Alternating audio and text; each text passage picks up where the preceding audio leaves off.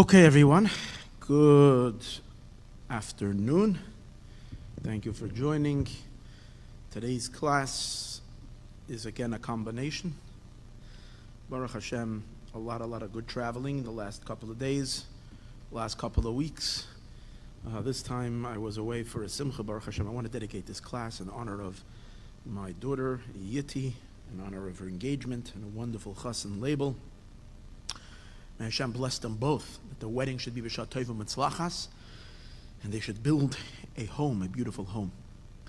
A beautiful home on the foundations of Torah and mitzvahs, with a lot of light, Yiddish light, Hasidish light, and only simcha and wonderful good things. It should be a binyan adayad, and a beautiful home, many happy, healthy children, many generations, and only good. That's a great thing. That's why I was away Sunday, Monday, got back on Tuesday, and didn't catch up with the parsha in my life yet. So let's do the parsha in my life combination with Mashiach Matters, as we've done last week and another time.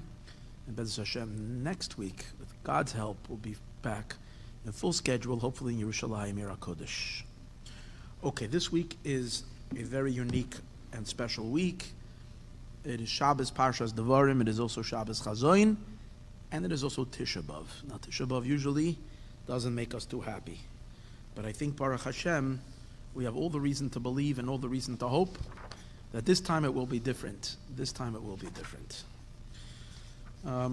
What is going to be different? Why should it be different? So first of all, Tisha B'Av comes out on Shabbos. Now once Tisha B'Av comes out on Shabbos, everything changes. Not just does it come out on Shabbos, it comes out on a year, 5778, in which we've seen tremendous miracles and wonderful things that are pointing to the redemption. Being that I've been away a few weeks, I didn't discuss so much the events that happened recently that are even pointing even stronger and stronger to the redemption.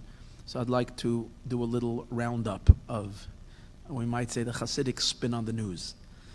So in the beginning of the month of Tammuz, leading up to Shavasa B'Tammuz, which is the beginning of the 3 weeks, the news that was going on, there was a big commotion, a big outcry, a very big cry in the entire country, across the thing. Problem was that the president was enforcing immigration laws. And as he was enforcing immigration laws, it wasn't his rule to separate the parents from the children. That was a previous rule. You can't arrest little children when they're coming across the border. You can arrest the parents. That was a rule instituted by previous administration, maybe by the Obama administration. I'm not exactly sure, but it was already set. It was only that they didn't crack down on the immigrants that were coming across. The current president, President Trump, did crack down and made it a promise during his campaign, and he was voted in to do that. So he cracked down, but what happened was they were arresting the parents, and then you had the children. And the children started to be gathered in these holding areas. And people saw that and said, hey, and it touched, of course, the soft spot in the hearts of millions of people across the world. How do you do something so cruel, separate parents from children? Now, whether a country has to be responsible and not have an open border and let everybody in is a debate. It's a question. Obviously, we understand that you can't be a helper. You know, they always tell you on the plane, put on your own mask first, and then you can help others. To help someone, you have to be strong. You have to be in a strong position. So when you have an open border and just let everybody in, and there's no discrimination, you'll actually drain the country. If you are a fantastic, wonderful, great human being and really want to feed everybody, every hungry person. So maybe you should just leave your door open all night long and let anybody just come into your house and help themselves. I don't know even if Avram Avinu did that. I know he had a tent and it was open from all four sides. It was during the day. Did he keep it open all night long that anybody can come? I don't think so. Why? Because if people will come, they'll people that not necessarily are up to good, they'll drain you and you won't be able to help anybody. You'll be robbed and you won't be able to help anybody. So you have a lock and an alarm system, and make sure your doors is well protected. And then when you're home and during the day, and you can let people in and take care of everybody. So the same kind of an insanity is to say, let's just leave the borders open. A country is not a country if they have borders open. So it has to be closed, and there has to be a system, of course. People need to come and immigrate from different countries, and it has to be systemized in a way that it's fair and the like, that people can get in. So the system is set up, and if you crack down on illegal immigration, you are going to end up with a problem with children. If people are bringing children in, that's going to be a problem. Anyways, it was a big outcry across the country, and it came from both sides. It came from the left. That's not a chiddush, that's to be expected. But it also came from the right. People were saying, how can you separate parents from children? Now, I noticed something really interesting. This is the first time that, if I remember, that the current president, who generally has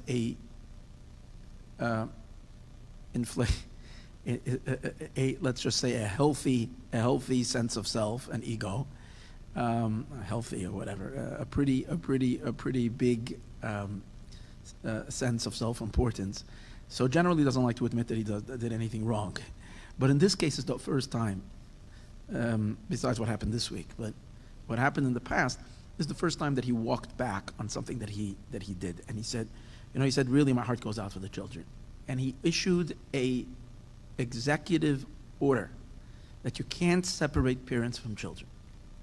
That's what the executive order was. You can't separate parents from children. The media kept on screaming anyways, whatever. But that on his part, he gave that executive order. What exactly you do, I don't know. But the executive order is that you can't separate parents from children. Now, as I mentioned, right now, this year and last year, we are witnessing powerful forces that are spiritual forces that are driving and guiding everything that's happening in the world. And that as well, which was it occupied the news. Again, we don't hear about it now that much, but it was occupying the news so much in the beginning of the month of Tammuz, leading up to the 17th of Tammuz. And I think it was, again, a sign from heaven for something, a messianic sign from heaven. The Gemara tells, the Zohar says, regarding the mitzvah of Shluach HaKan. Shluach HaKan is when you send away the mother bird. And you take the children. It's a mitzvah to take the children and you send away the mother bird. So the Zohar says that there's a deeper significance to this mitzvah. As one sends away the mother bird, the angel of the bird runs up in heaven and starts making a commotion. It starts to scream and yell and shout, and with a powerful outcry. How can that be done? How can you separate children from the mother? And this is cruel and the like. And all the angels join along in this pitiful cry for this poor little bird. And as this cry resonates throughout all the worlds, it goes higher and higher and higher, and it comes before God.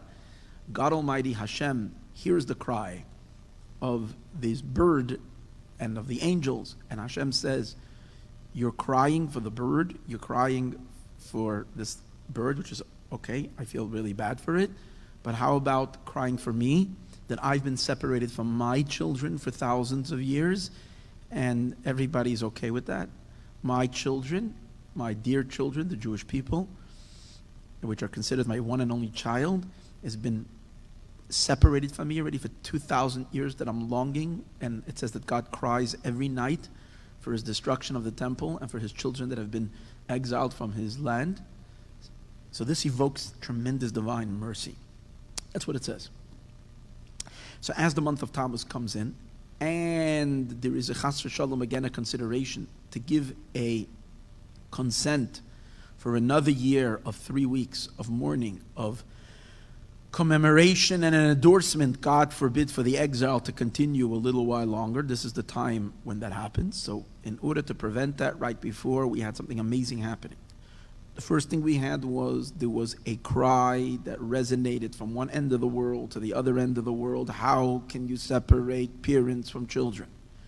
Which that cry of separation of parents and children was heard on high without any shadow of a doubt. And in regards to God and the Jewish people as well, that the Golus is not fair. It has to be It has to come to an end. It has to conclude. The exile should not, cannot, and will not. Baruch Hashem, you're in. You came for the class, right? Yeah. Good. It's happening now in the air, but you're here, so you're going to pick it up in the middle of it. No, I just started a little few minutes ago. Yeah. But it's being filmed live, so. But now I have someone to actually physically talk to, so it helps.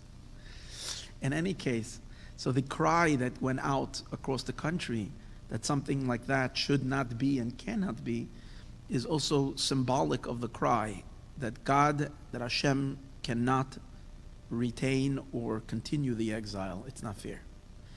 And when the president went and gave an executive order that parents should not be separated from their children, that executive order reflects, and it's what it's basically saying is, hey, hold it.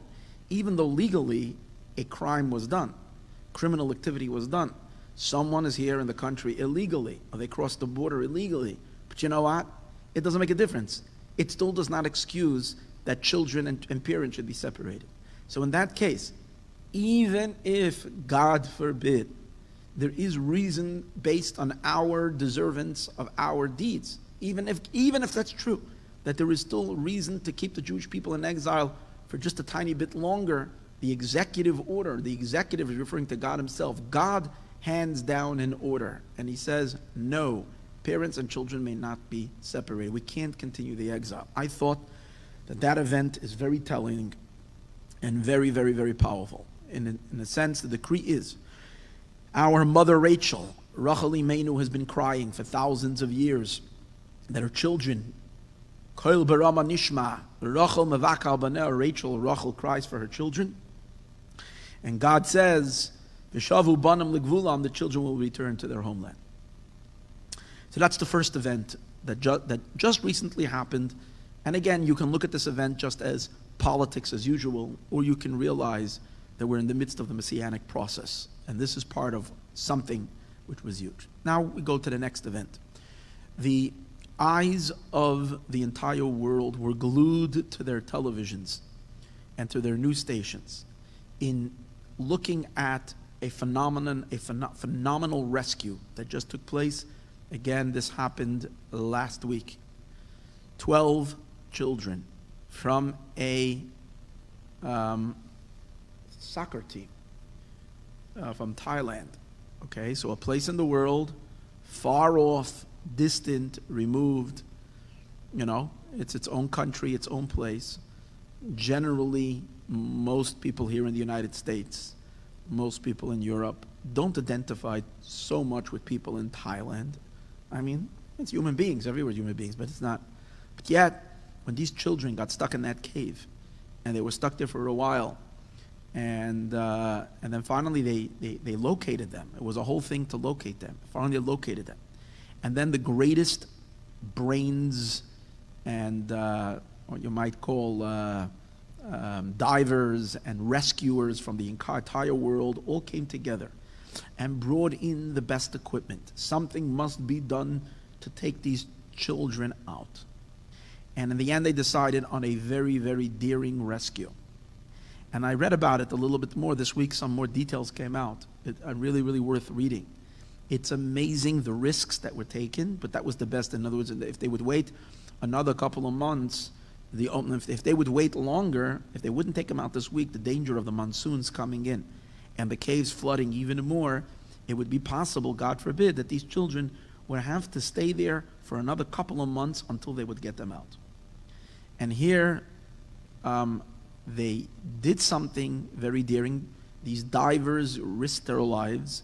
They had to swim through 3 miles of caverns, sometimes murky, dark water where they couldn't see a thing. So dark was it that literally you couldn't see, because it was so murky, you couldn't see a rock, you couldn't see a stone. And these divers went 2 divers at a time, with taking each child individually out. And when they were going through these narrow passages, the divers had to hold the children very close. The children were sedated a little bit so they shouldn't freak out. That's how scary it was. and they had to take him through these narrow, swimming through the water, and the diver had to risk crashing their own head in rocks because they couldn't see the stone. And they were afraid that if I'll take the child and expose the child, and the child's head gets hit, then it might move their mask away, and then they would lose their oxygen, dislodge their oxygen mask, and then, God forbid, they would lose a child. They were sure that they would lose a few children, there would be a few deaths, God forbid, during this rescue. Miraculously, not one of these children died. One diver initially did die in the attempt of the rescue. But in addition to that, all 12 children came out. I'm sure this is going to be a phenomenal movie once they turn this into a movie, to watch this, how they did it, what they did, what happened. Spectacular. It was one of the greatest feats of some kind of a rescue in all of history. But if you take a look at it and you think about it and you see, again, God is talking, and he's talking very loud. We, the Jewish people, consist of 12 boys. We are 12 boys because there are 12 tribes of Israel. We are stuck in a cavern, in a cave, deep underground. That is the exile in which we find ourselves. Dark, dingy, no godly revelation, concealment, the murky waters, all the garbage and all the darkness and all the suffering. And God says to the world, I will take my 12 boys out, and I will select them one by one. The pasuk says regarding, and Rashi brings it in Parshas Nitzavim, Va'atem tiliktu b'nei Yisrael, echad b'nei Yisrael. And the Eibishter says, Rashi says, it's difficult for God to bring the redemption as if he himself needs to come and rescue every single Jew individually. One by one. This was a rescue, one by one. And it's difficult, and it was difficult, and it's daring and hard, yet it was accomplished. The 12 boys all came out. And here's another interesting thing. The boys belonged to a soccer team. The Lubavitcher Rebbe once explained the game of soccer. And the Rebbe said, and then he called it football, because in the rest of the world, it's called football. Here in America, they call it soccer because we had our own game of football. But in any case, or in Israel at least, they called it kaduregel, is soccer. Now soccer, the game of soccer is, again, you have two teams, and they have to kick the ball into one goal and the other team tries to kick the ball into the other goal. The ball, the Rebbe says, represents the globe, the earth, the entire world. We are the team, the Jewish people are the soccer team. And our work is to kick the ball. Our work is to kick the ball. What's the ball? The ball is the globe. And our work over here is to kick the globe, which means to take the entire world and kick it into the goal, which is holiness, godliness.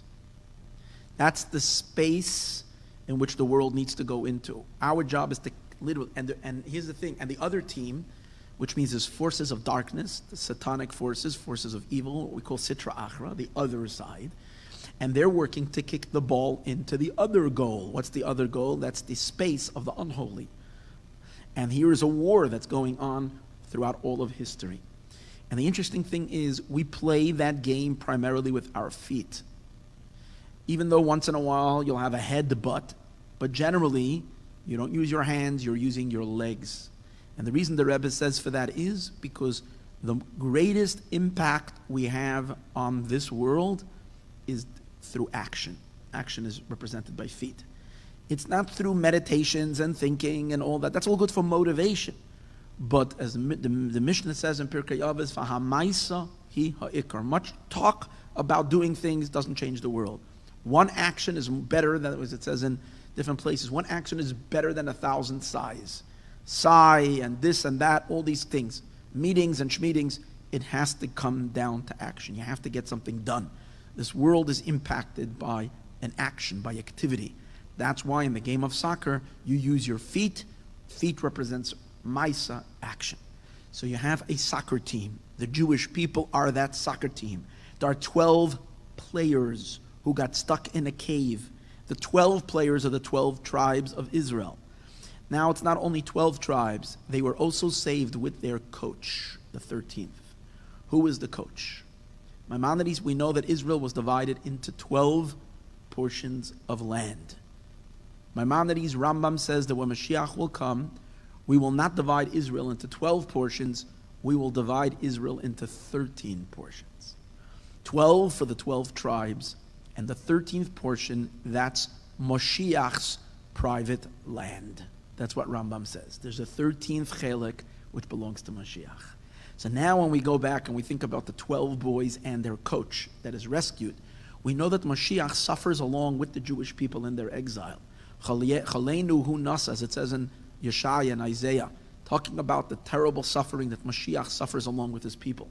So when the 12 boys are extracted from the cave, which represents the Jewish people, they are extracted together with their coach, which is Mashiach Tzidkenu. And again, each of them taken out individually with individual attention, separately, miraculously, unbelievable, and the whole world watched this happen. So again, there you go, again happening in the 9 days, or right before the 9 days, God is literally speaking on a megaphone, telling us, Jews, get ready, get excited, Mashiach is on his way, he's here, it's happening. Just be alert and recognize that this is what's going on. Number 3, this week the entire world, the United States, the media is actually going crazy. They're going insane. There was a meeting between President Trump and Putin, and they met and they discussed, and then Trump gave a what we call a press conference, and he didn't blame the Russians, he didn't blame Putin, and so on and so forth. I'm not getting into the political aspect of things. That's not so much my business. What I would like to say, one thing, is that everything that I see happening with the current administration is orchestrated, directed completely by God. And everything is always corrected by God. But this particularly is a Mashiach thing. And here's the idea. The more it upsets the media, the more it upsets and it throws everything that we expect, or it throws the entire world for a spin, the stronger it is an illustration that someone is meddling with the affairs of the world. The more unexpected it is, but at the same time, it's natural, meaning it's as you see someone is meddling, someone is interfering. Who's interfering? Mashiach is interfering. This meeting between Putin and Trump, we still have to wait for the dust to settle. We don't know yet the outcome of it. No one knows what he discussed in the 2-hour discussion. But one thing both of them have mentioned. Now, regarding to the safety of the United States, the position of the United States, and did we get stronger or weaker in this, I personally believe we did not get weaker. But that's a different a subject and a discussion onto its own. And again, that's would be my questioning my political views. That's irrelevant. What's important now is one thing. How does this reflect and how does this relate to the Jewish people? Now, one of the things that have been a tremendous threat to the Jewish people, to Israel, to the state of Israel, to the Jewish people that are over 6 million Jews that are living in Israel, is that Iran is actually in Syria and strengthening through Hezbollah and through Iranian Revolutionary Guard, setting themselves up in Syria and trying to literally be next door to Israel so that, God forbid, they can do what they're planning to do a long time, and that is the complete annihilation of the state of Israel, the Jewish people in the land of Israel. That is their plan. They say it openly. The Khomeinis say it openly. Now, a major problem over here was always, even though the United States, Obama sold us down the creek. We all know that. Trump pulled out of the Iranian deal, the devastating Iranian deal. But there's only a certain limited amount of thing, because as long as Russia is supporting Assad and is in cahoots with the Iranians and allowing the Iranians to operate in Syria, you can understand that we're very, very limited, the United States and Israel, on what we can do, unless you want to pick a fight which can lead to world war with Russia. So you don't want to do that. So that allows God forbid, a looming, horrible danger to 6 million Jews living in the land of Israel. And when the two of them got together, the one agenda, the one thing that was clearly stated was that they were going to work on whatever they can to do to get Iran out of Syria, push them out. That is unbelievable. That the two most powerful people in the world have a meeting. The whole world is screaming. The whole world is upset. But they meet and a favor, a good thing comes out for the tiniest country that no one can even see on the map. That's their discussion, and that's the positive that comes out of this meeting. Now, since that's the positive that comes out of the meeting, that's why I say it's going to end up being good for the entire world, because if it's good for Israel, it's good for the entire world. But the notion that the two most powerful people are getting together for the good, like the Rebbe always would say, that when two Jews meet, they have to make sure that something good should come out for a third Jew. Here you have the two most powerful leaders in the world getting together, and again, what's the benefit that we see already? That we see already now is that they dealt and they spoke, and that both of them said that Bibi Netanyahu is a good guy, and we want to help Israel, and we want to do, and that's awesome. That's crazy. But because of all this hype and negativity and spewing of anger and so on and so forth by the media, most people don't even notice this. Everybody's like, oh, what's Trump doing? First of all, it's not Trump doing. He's not doing anything. It's not Putin doing. It's amazing. These are two powerful countries. Russia has been a country of anti-Semitism, a Russia that has persecuted the Jewish people. Look what happened to it now. They support Chabad. They support the spreading of Judaism all over Russia. Even though Putin is no tzaddik, and that's awesome. He's no tzaddik. He's a dictator. He's whatever he is. But for some reason, when it comes to Israel, it comes to the Jewish people, at least in Russia, it was a tremendous support. Regarding Israel, it was here and there, and we didn't know. This week, they make a deal to help Israel, and it's very possible that it will be the Russians, Dafka, who will push the Iranians out. And more than that, if Russia feels that it gets better terms with the United States and better terms if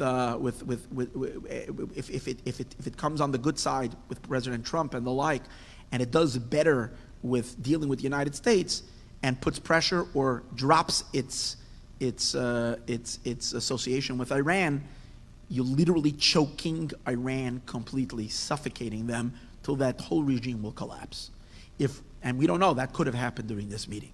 So what I am saying is, what we are seeing is unbelievable messianic things that are taking place. Now, to add to that, Rambam describes the days of Mashiach as a time when Mashiach will come, the world is going to be filled with divine knowledge, and we are not going to have to be in pursuit of anything else because there will be tremendous wealth in the world.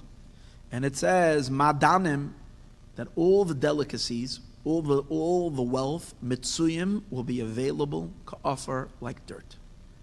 There will be an influx of wealth in the world. It will be so available. No one will be lacking. There will be like incredible amount of.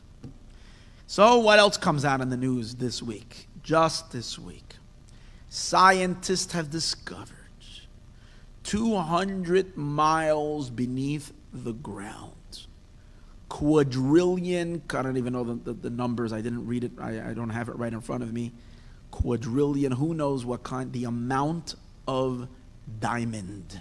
That is it. It's 1,000 times more, not twice as much, not 3 times as much, 4 times, 10 times, 20 times, 100 times, 200 times. Each time you're adding another, you're doubling it again. 1,000 times more diamonds than they thought were in the world are now 200 miles. Now, they say there's no way they can drill so far and get these diamonds out. Well, okay, that's with their technology that they have right now. Once Mashiach comes, and Mashiach is going to be the smartest man ever to live, even wiser than King Solomon, I'm sure Mashiach can lend a little insight into how to get that diamond out. But whatever it is, once this diamond starts coming up, it says that diamonds are going to be so available. And so you see literally the fulfillment of everything it says about Mashiach. And it says that diamonds are going to be like worthless. It's going to be earth. So mamish, messianic prophecies are taking place in front of our eyes every day. So we're literally living right now, and it's in the 9 days, and it's a dark time, but at the same time, we're already seeing Mashiach. So it really works out well that this Shabbos is Tisha B'Av, because when Shabbos comes out on Tisha B'Av, we're not going to have our regular gloomy, dark, sitting on the floor, ash on eggs, sad, tearful Tisha B'Av, lamenting and saying Echa. We're going to sit and party the entire Shabbos, sing and dance, and have a huge, huge, huge thing, and hopefully we'll blow Tisha B'Av away, never to see it ever again as a dark day, but only as a happy day. But let's first let's kind of get a deeper appreciation and understanding of what it means Shabbos Tisha B'Av. So here's the idea. Number one, we have to realize that the month of Av really is a month when we wait for Mashiach, because we have a promise, and so says in the Medrash, that God, when he allowed, or when he brought about the forces of destruction, the Babylonians first and then the Romans, who destroyed our 2 temples, it, God forbid, was not to be a destruction. Because if it was to be a destruction, then God is liable. And God is liable, and he can be sued. And Hashem doesn't want to be sued. Might sound funny, but God could be sued big time based on a lawsuit from the Torah. In the Torah it says you may not destroy even one little stone on the altar, let alone the entire Beis HaMikdash. You're not allowed to go to a shul and break something. If you break something in a shul, you're doing a sin. It says you should demolish, the pasuk says you should demolish the homes, the temples of the idols. Do not do so to God, your God, which the sages learn out that you're not allowed to, God forbid, break anything that belongs to a sanctuary, let alone to the sanctuary of sanctuaries, the holy temple, the Beis HaMikdash. And therefore, the only way God had permission to destroy the holy Beis HaMikdash is only if he's building it with the intention to build a better structure. That's the rule. You're allowed to demolish a shul if you're planning to build a much, much better one. So the whole legitimacy for Hashem destroying the temple on the month of Av was only to destroy it, was only to rebuild it. But it was a demolition for the sake of a construction. Now, when is that construction supposed to happen? So the sages tell us in Yalkut as follows. This is what it says in Shir HaShirim. In the Medrash, Yalkut Shemaini, in Yirmiyahu. This is what the Medrash says. Ola Aryeh, the lion, came up, referring to Nebuchadnezzar. The Mazel Aryeh, in the Mazel of the lion, during the month of the Mazel of the lion, of the sign, the astrological sign for the month of Av is a lion, which is the 5th month. He destroyed the Beis HaMikdash, which is called Ariel, a lion. You know, the temple looked like a lion. When you look at a lion is an interesting creature. He has a very broad front of his body, and it gets narrower in the back, all the way down to the narrow tail. But that's the way the lion is. He has his face is very, very, very, very ferociously royal and big and huge, especially with that mane. And so is his shoulders, and then it gets narrow and narrow. If you look at the Holy Temple, it's called Ariel, because the temple also was broad in the front and narrow in the back. Beis HaMikdash is called Ariel. And many things in the Beis HaMikdash was like the altar on the Mizbeach had a fire burning on it that was the image of a lion. Anyways, the Beis HaMikdash is called a lion. So Nebuchadnezzar comes on the month of who's called a lion, comes on the month of the lion, destroys the lion, and the Medrash says, Al Menas, on the condition that he was only given permission to do that. The condition that the lion, referring to God Almighty himself, Hashem, will come during the month of the lion, which is this month, the month of Av, and he will rebuild the temple, which is called the lion. So what do we see from here? We're expecting the 3rd Beis HaMikdash to be built in the month of Av, and if that's not the case, then we had no right for the Beis HaMikdash to be destroyed. So therefore we have to know that God for sure is going to make that happen. So the month of Av is heightened time for redemption. In addition to that, the name of the month of Av is called Menachem Av. Menachem means we comfort. We call it, before we even say the word Av, we say Menachem. Menachem means comfort, and that's Mashiach. Mashiach himself, his name is Menachem, as the Gemara tells us. Now, in the month of Av itself, which we wait for Mashiach every day, we particularly wait for Mashiach on Tisha B'Av. Why do we wait for Mashiach on Tisha B'Av? Because the sages tell us an amazing story. The sages say that during the time when the temple was destroyed, there was a Jew, lived and was far away from the Beis HaMikdash, from Jerusalem, and he was in the process of plowing his field. He didn't know about what's going on in the Beis HaMikdash, and he's plowing his field on the day of Tisha B'Av, 1,940 something years ago, when the temple was destroyed. An Arab was standing nearby, and suddenly his cow that was harnessed to the plow made a weird crying sound.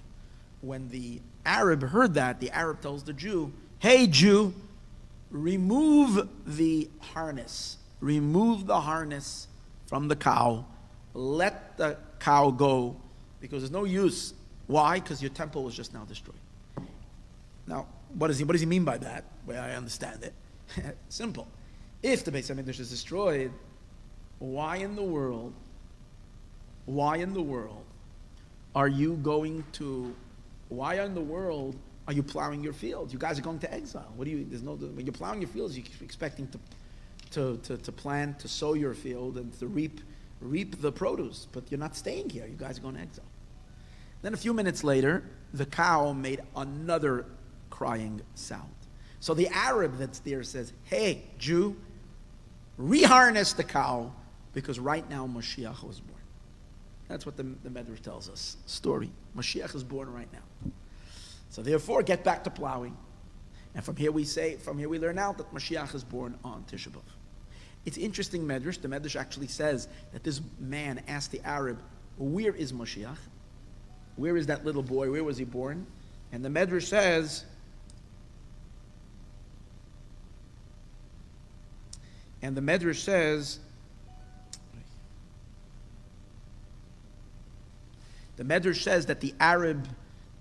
the Arab told him where the boy was, where he's born, and this man went to the town there, and he wanted to see this little baby. It's a fascinating story. And when he comes there, he told him that he gave him a sign on who the mother of the baby is. This man went there and he pretended that he's selling children's clothing. So all the mothers came to the market to buy, and particularly this woman, she didn't buy. I think he told her the name of the mother or something like that, the name of the family. So when he found out, he said, "How come this mother doesn't want to buy for her child?" So he asked her why she's not buying. She said she hates her child.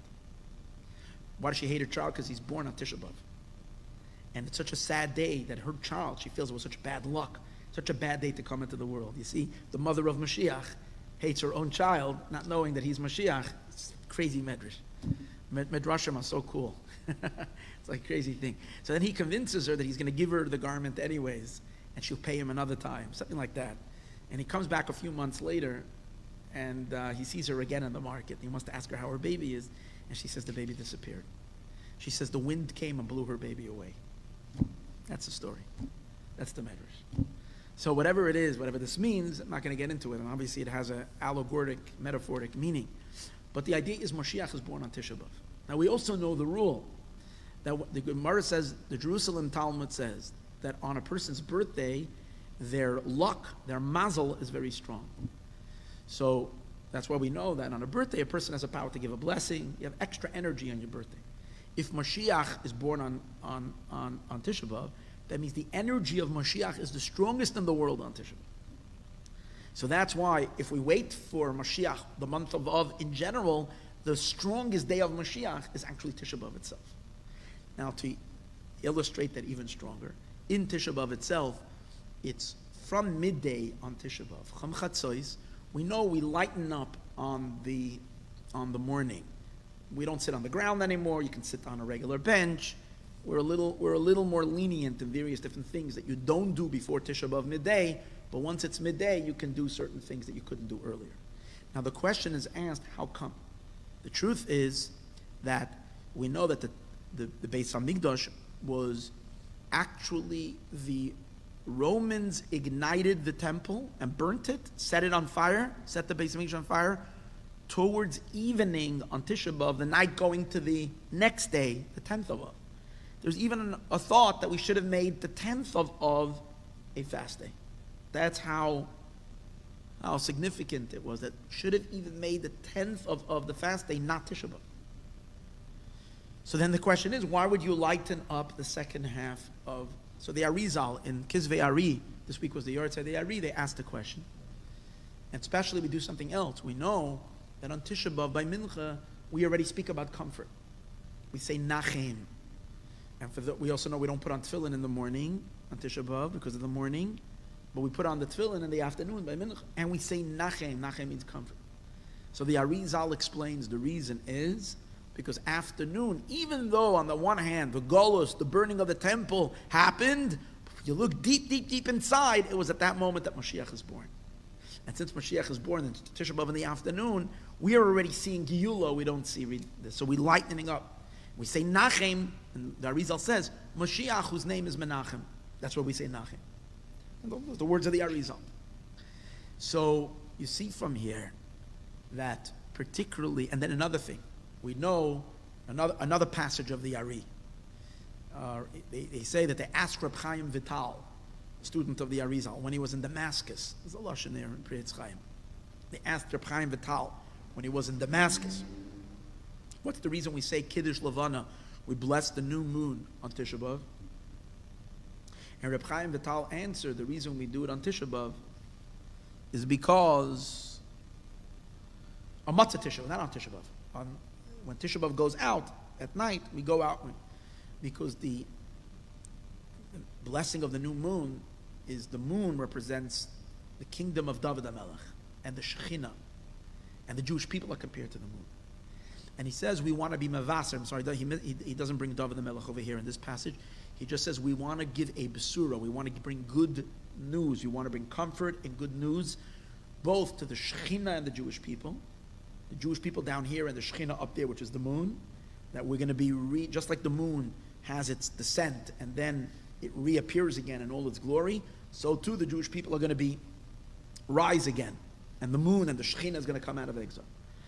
So all of that happens on Tisha B'Av. So we see over here that Tisha B'Av, even though in many, many ways we always looked at it as such a dark time, but internally it's really, really, really the time of the redemption. So on Tisha B'Av, we really wait for Mashiach. But the problem is, all the years, when Tisha B'Av comes out in a regular setting, even though in Tisha B'Av there is a seed, there's a silver lining, there is a seed of Mashiach light, a kernel, a little point of brilliant light in that darkness, it's hidden under a lot of darkness, under a lot of sadness, under all the persecution, blood and tears. That's what we have, our primary experience of Tisha B'Av. Inside, somewhere there is a little glimmer of hope. That's when we have Tisha B'Av in a regular year. But when Tisha B'Av comes out on Shabbos doesn't allow us to fast. Shabbos doesn't allow us to mourn.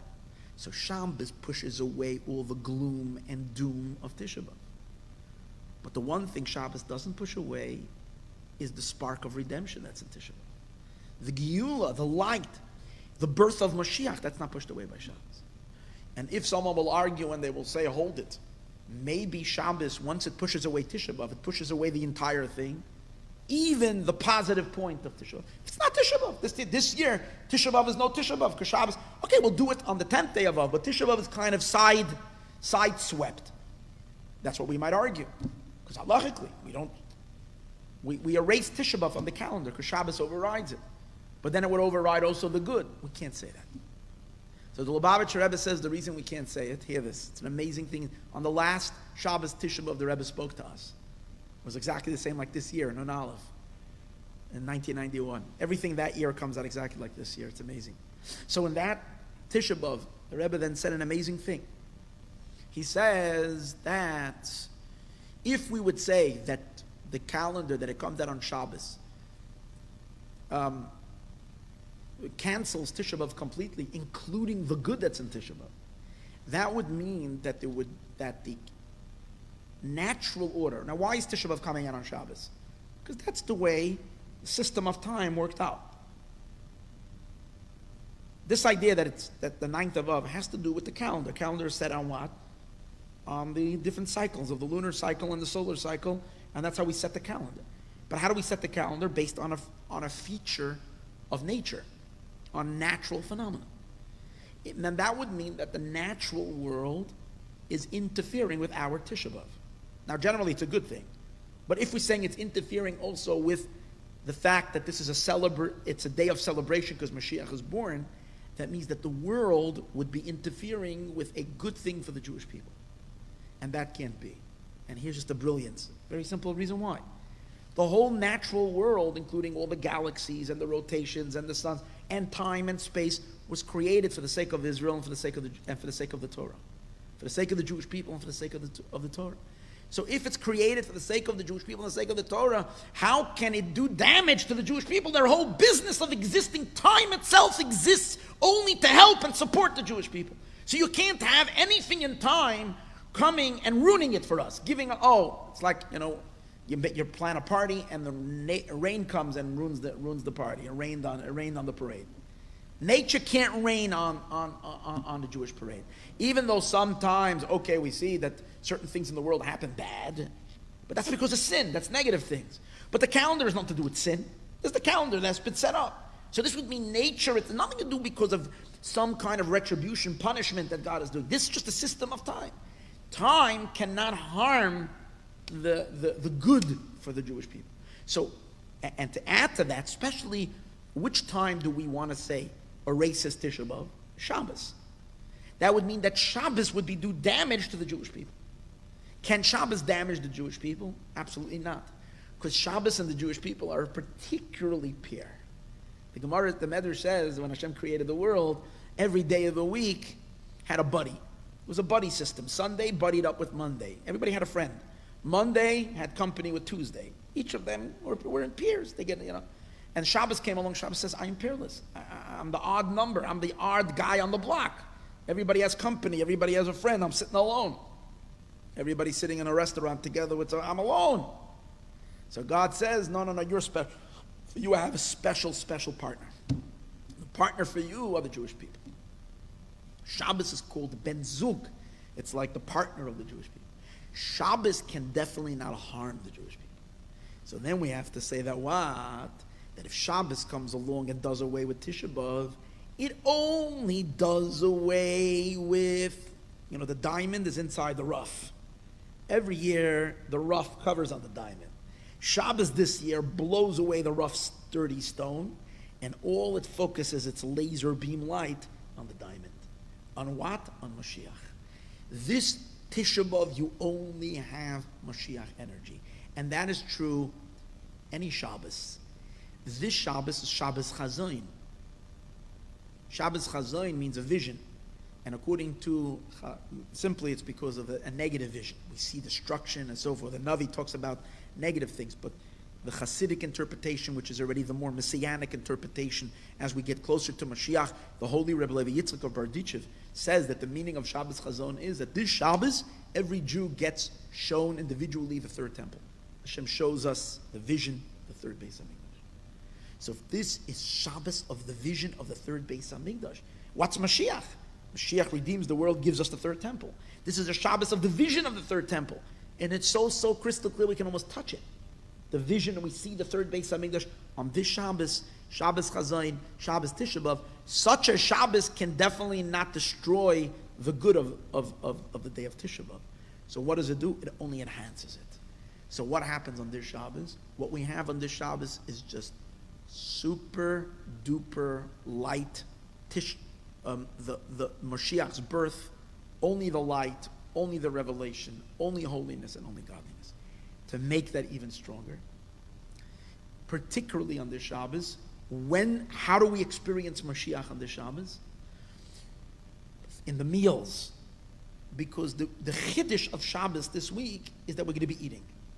The fact that we're davening, okay, we're davening. That we do, that Tisha B'Av we also daven. We don't daven the exact same davening, but we daven. But eating, we don't eat. And this Shabbos, we're going to be eating. So the main thing to pay attention on this Shabbos is to the food, to the eating, to the meals. So the meals of this Shabbos is very, very powerful. They're messianic meals. And in general, we know that the 3 meals of Shabbos relate to the futuristic meal which God is going to throw a party when Mashiach comes. This Shabbos, every single one of your Shabbos meals is the feast of the world to come. The feast of Mashiach. Especially, everybody here, especially the third meal. The third meal, which is coming to replace that gloomy, dark meal that we sit on the floor and eat ashes and eggs. This Shabbos Mincha meal, you can eat and feast on the best foods. That's what it says in Halacha. Halacha says that on this Shabbos, you're allowed to, usually Shabbos, Sudas HaMafsekes, the meal right before Tisha B'Av, we have to minimize, or only have one cooked dish. As I say, usually we eat an egg with ashes and sit on the floor. It's a gans and fachmurit, it's dark, it's horrible. This Shabbos, the halacha is that a person can bring onto their table Kesudas Shloimei B'Shatoi, like the meal of King Solomon and the heyday of King Solomon. You know what kind of meal that was? You're allowed to create such a meal. So the Rebbe says an amazing thing. When it says Kisudas Shlomo, like the Suda of Shlomo, you say, okay, who's going to afford to make King Solomon's meal? So that's why we say like King Solomon's meal, because I don't have the money to bring all kinds of the finest prime rib and who knows what and the best foods. We don't, so we can do similar to Shlomo HaMelech. No, it's the opposite. The reason why it says like the meal of Shlomo is because Shlomo's meals can't compare to the meal of our Shabbos. Why? Because when Mashiach will come, the meal that's going to be is going to be much greater than King Solomon. So when you're sitting down this Shabbos to your last meal, make sure to really make this a party like we've never had before. Have the l'chaims ready, have the feast ready, and feast like crazy, because that's the meal when Mashiach is born. And this year, when we have zero, darkness left, you see already all the miracles that are happening. The world is becoming so Mashiach-ig already. Let's celebrate it. Let's take it to the extreme of the greatest party and the greatest celebration. We all have it on the Shabbos. And then the one last interesting thing is that we know that there's a parallel. Most people don't think about this, between Tisha B'Av and Yom Kippur.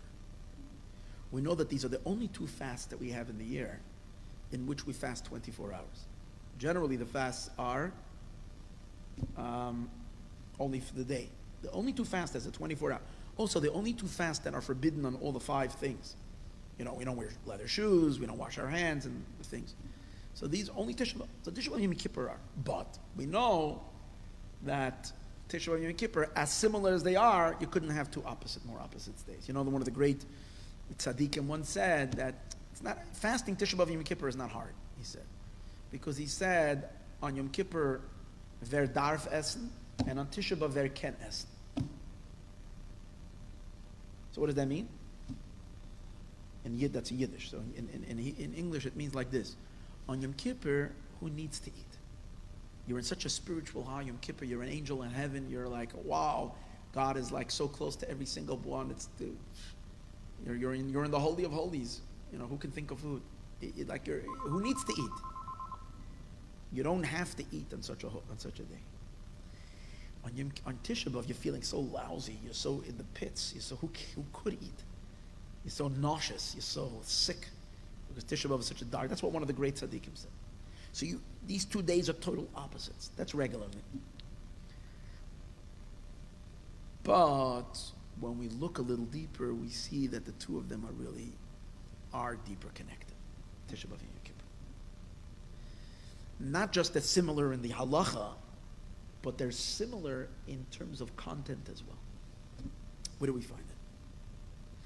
We find that even though Tisha B'Av is a very, very, very, very dark day, spiritually low day, the lowest point in our calendar, a few days after Tisha B'Av,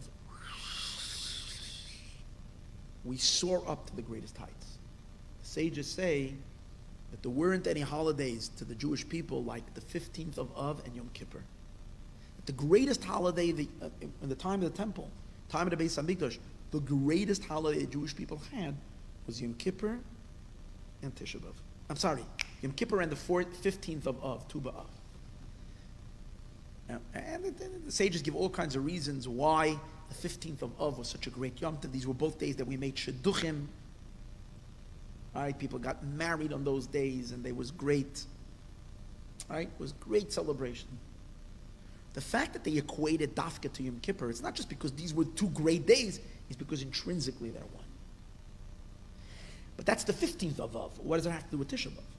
The answer is, the whole, according to Kabbalah and Chassidus, the whole celebration of the 15th of Av, the 15th of Av is the tikkun, it's the fixing of Tisha B'Av. Because Tisha B'Av was so low, the 15th of Av, which is the elevation that comes afterwards, from the darkness comes the light. From the lowest, we fly up to the highest. That means, but really, it says that the whole point of the 15th of Av, it's a day of the future world. It belongs already to the days of Mashiach. It's related to the third temple, 15th of Av. And what it really is doing is, it's revealing what's really the treasure, the diamond that is buried in Tisha B'Av. Tisha B'Av itself, as we experience, is dark, but it's a darkness that's covering on a diamond, it's covering on the greatest light. On Tisha B'Av, we can't see the light. When Tisha B'Av comes out during the week, we can't see the light, we only see the darkness. It's hiding the diamond. On the 15th of Av, we discover retroactively, going back, we discover the diamond, the brilliant diamond that's hidden in Tisha B'Av, which is the kernel of the redemption, the future redemption. This year, however, when Tisha B'Av comes out on Shabbos, and as we said before, all the external layers of Tisha B'Av are blown away from Shabbos, and all you're left with this Tisha B'Av is the light of Tisha B'Av. So which light is it? It's the light of the future redemption, which is the light of the 15th of Av, which is similar to the light of Yom Kippur, which Yom Kippur and the 15th of Av, both are equal. So what does that really tell you? That Tisha B'Av and Yom Kippur, at its core and its essence, are really the same. Now we know what the sages tell us on Yom Kippur, an amazing thing. On Yom Kippur, we fast on the 10th day of Tishrei. But we're supposed to eat a lot on the 9th day. We eat on the 9th day, and we fast on the 10th day. The sages say that anybody that eats on the 9th day, Maila Olav Akasav, the Pasuk considers it as if he fasted the 9th and the 10th. So now watch the amazing thing. This year comes out the same thing. We fast on the 10th, because we roll Tisha B'Av over to Sunday, and we feast on the 9th. And actually, the Rebbe wants to say that we have a mitzvah this Tisha B'Av to eat extra. Eat the amount for 2 days. So on the 9th, so we're doing the same thing like Yom Kippur, eating on the 9th, fasting on the 10th.